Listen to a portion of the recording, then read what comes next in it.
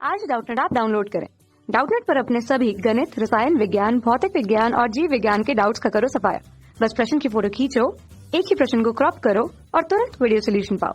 अभी डाउनलोड करें। इस प्रश्न में हमें दिया है एक धारावाही कुंडली के केंद्र पर ये क्षेत्र की दिशा कैसे ज्ञात करते हैं। हमारे पास क्या है, एक धारावाही कुंडली है। ठीक, हम मान लेते हैं हमारे पास अभी क्या है, एक हमारे पास धारावाही कुंडली है।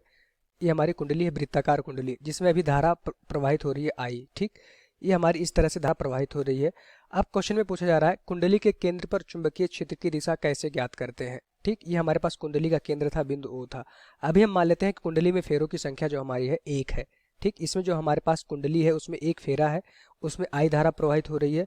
अब उसके केंद्र पर हमें चुंबकीय क्षेत्र की दिशा कैसे ज्ञात करते हैं, ये हमें बताना है।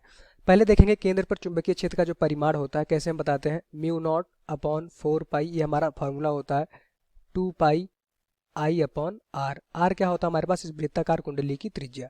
ठीक, ये आर हो जाएगा। तो इसके केंद्र पर हमारे पास इतना चुंबकीय क्षेत्र उत्पन्न अगर इस कुंडली में धारा आई प्रवाहित हो रही है और इसमें फेरों की संख्या भी 1 है। ठीक, ये हमारा परिमाण आ गया, चुंबकीय क्षेत्र इतना हमारा इसके केंद्र पर कुंडली के उत्पन्न होगा। हमें क्या बताना था, इसकी दिशा कैसे ज्ञात करते हैं। तो दिशा ज्ञात करने के लिए सिंपली हम क्या करते हैं, अपने फ्लेमिंग के दाएं हाथ का यूज करते हैं।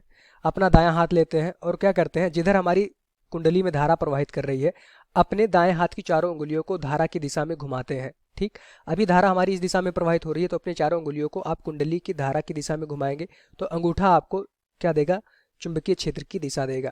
अभी अगर धारा इस दिशा में प्रवाहित हो रही है तो यहाँ देखेंगे केंद्र पे अंगूठा हमारा अंदर की तरफ आएगा तो चुंबकीय क्षेत्र हमारा हो जाएगा अंदर की तरफ।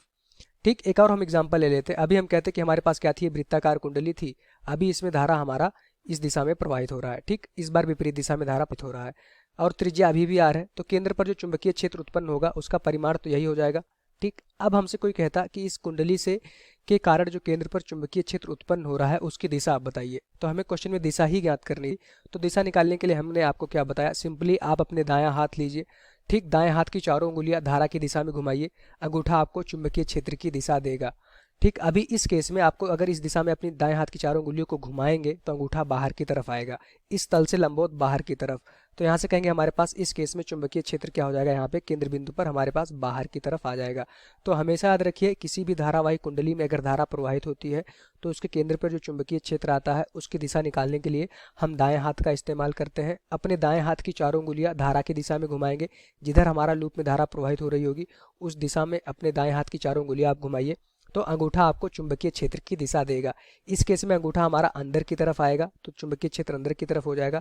इस केस में अंगूठा हमारा बाहर की तरफ आएगा, बाहर की तरफ मतलब हमारी तरफ इस तल के लंबवत, तो चुंबकीय क्षेत्र हमारा बाहर की तरफ हो जाएगा। ये डॉट बताता है कि चुंबकीय क्षेत्र इस तल के लंबवत बाहर की तरफ है।